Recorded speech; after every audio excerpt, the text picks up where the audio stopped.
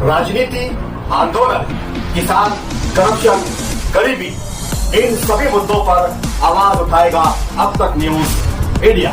सत्ता के आगे जब भी सवाल कमजोर पड़ने लग जाए तो सवाल उठाने पड़ते हैं। बोल के लफ्ज आजाद है तेरे, बोल के सच जिंदा है अब तक। उत्तर महाराष्ट्रातील धुळे नाशिक जिल्ह्याच्या रेल्वे विकासासंदर्भातील काही अत्यंत महत्त्वाच्या प्रश्नांकडे सभागृहाचे लक्ष वेधू इच्छिते। माझ्या धुळे लोकसभा मतदारसंघातील मनमाड ते इंदोर हा रेल्वे मार्ग अत्यंत महत्त्वपूर्ण व धोरणात्मक दृष्टीने आवश्यक असलेला मार्ग आहे। 2 सप्टेंबर 2024 मध्ये या प्रकल्पास मंजुरी देण्यात आली। या नवीन रेल्वे मार्गाची लांबी सुमारे 309 किलोमीटर प्रस्तावित असून या प्रकल्पाचा एकूण अंदाजित खर्च सुमारे 18,036 कोटी रुपये इतका निधी मंजूर करण्यात आलेला आहे। हा रेल्वे मार्ग महाराष्ट्र आणि मध्य प्रदेश या 2 राज्यातील एकूण 6 जिल्ह्यांमधून जाणार आहे। यात महाराष्ट्रातील नाशिक, धुळे तर मध्य प्रदेश राज्यातील धार, खरगोन, बडवानी आणि इंदोर या जिल्ह्यांचा समावेश आहे। या मार्गावर सुमारे 30 नवी रेल्वे स्थानके प्रस्तावित असून पैकी मनमाड, मालेगाव, धुळे, शिंदखेडा, शिरपूर, सेंधवा, राजपूर, धरमपुरी, धार आणि इंदोर ही महत्त्वाची ठिकाणे आहेत। सदर प्रकल्पाच्या भूसंपादन प्रक्रियेत अडचणी येत असून शेतकऱ्यांना व नागरिकांना कमी मोबदला दिला जात असल्याच्या तक्रारी सातत्याने येत असून या संदर्भात आंदोलने देखील सुरू आहेत। शेतकऱ्यांमध्ये संभ्रम, चिंता व असुरक्षितता निर्माण झाली आहे। जमिनीशी निगडीत औद्योगिक क्षेत्र, रहिवासी क्षेत्र, फळबागा, विहिरी, शेती व बागायती शेती यांचे मूल्यांकन जास्त असल्याने बाजारभाव आणि शासन मोबदला यातील तफावत दूर करून शेतकऱ्यांना वाढीव मोबदला देण्यात यावा। आजचा रेडी रेकनरच्या 4 पटीने भाव द्यावा अशी सर्वांची मागणी आहे। जिल्हाधिकारी यांच्या अध्यक्षतेखाली एक समिती स्थापन करण्याचा निर्णय 24 फेब्रुवारी 2026 रोजी घेण्यात आला आहे। या समितीची बैठक लवकरात लवकर घेऊन सर्व शेतकऱ्यांना विश्वासात घेऊन संभ्रम दूर करावा। तसेच प्रकल्पग्रस्त कुटुंबातील एका व्यक्तीस सरकारी नोकऱ्यांमध्ये प्राधान्य द्यावे। अध्यक्ष महोदय, रेल्वे प्रकल्पासाठी आवश्यक निधी वेळेत उपलब्ध करून द्यावा व तो निर्धारित मुदतीत पूर्ण व्हावा ही मी विनंती करते। इतर ज्या मागण्या आहेत त्याच्यामध्ये सध्या धुळे येथून मुंबईकडे जाणारी रेल्वे सेवा मुख्यतः सकाळच्या वेळेत उपलब्ध आहे। त्यामुळे रात्री प्रवास करणाऱ्या नागरिकांना खाजगी ट्रॅव्हल्स किंवा महागड्या गाड्यांवर अवलंबून राहावे लागते। त्यामुळे मी रेल्वे मंत्री महोदयांना विनंती करते की धुळे मुंबई दरम्यान रात्रीची नियमित रेल्वे सेवा तात्काळ सुरू करण्यात यावी।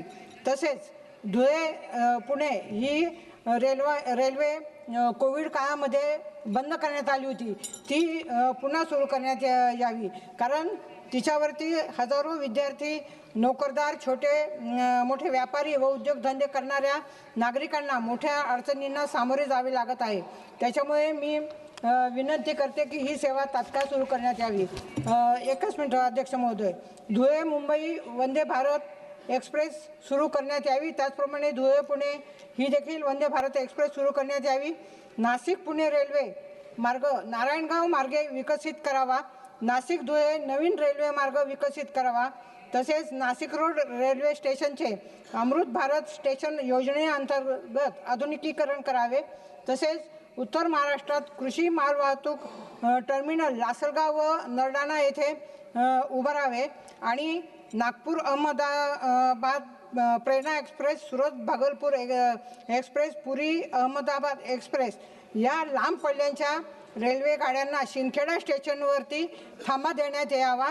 ही सर्व कामे पूर्ण झाल्यास उत्तर महाराष्ट्र हा देशातील एक महत्त्वाचा आर्थिक आणि लॉजिस्टिक कॉरिडॉर म्हणून विकसित होईल।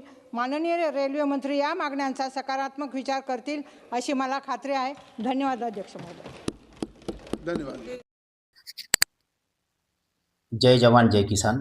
मी शेखर दादा पगार, संस्थापक अध्यक्ष लोकशाही धडक मोर्चा।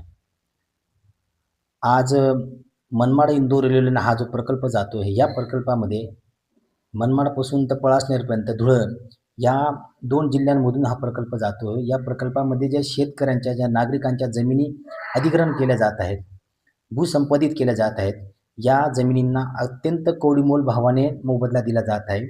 म्हणून शेतकऱ्यांनी वारंवार मागणी केली आहे की आम्हाला बाजारभावाप्रमाणे मोबदला हवा, आमच्या कुटुंबातली एका व्यक्तीला शासकीय नोकरी हवी, प्रकल्पग्रस्ताचा दाखला हवा आणि ज्या नागरिकांना जर की जे या प्रकल्पामध्ये भूमी होत असतील तर त्या लोकांना दुसरीकडे जमीन घेऊन देण्यात यावी, अशी ठाम मागणी असताना आणि सन्माननीय खासदार साहेबांना उशिरा जाग आली, शोभाताई बच्छाव यांना, तरी देखील परंतु त्यांनी आज शेतकऱ्यांचं नुकसान केलं. संसदमध्ये जो त्यांनी मुद्दा उचलला की त्यांनी सांगितलं की शेतकऱ्यांना रेडी रेकनरनुसार 4 पटीने भाव वाढवून मिळावा. परंतु शेतकऱ्यांची आणि आंदोलनकर्त्यांची ठाम मागणी आहे की जे काही नागरिक या प्रकल्पामध्ये त्यांच्या जमिनी जात आहेत, प्लॉट जात आहेत, त्यांना बाजारभावाप्रमाणे मोबदला मिळावा. त्याच्यानंतर कुटुंबातील एका व्यक्तीला शासकीय नोकरी मिळावी, जे भूमिहीन होतील त्यांना जमीन मिळावी, शेती मिळावी आणि त्यांना प्रकल्पग्रस्ताचा दाखला मिळावा, अशी आमची ठाम मागणी असताना खासदार शोभाताई बच्छाव यांनी तो शेतकऱ्यांचा मुद्दा मांडून शेतकऱ्यांची दिशाभूल करून शेतकऱ्यांचं फार मोठं नुकसान केलं. म्हणून आम्ही प्रथम खासदार सन्माननीय शोभाताई बच्छाव यांचा आम्ही तीव्र शब्दामध्ये जाहीर निषेध करतो.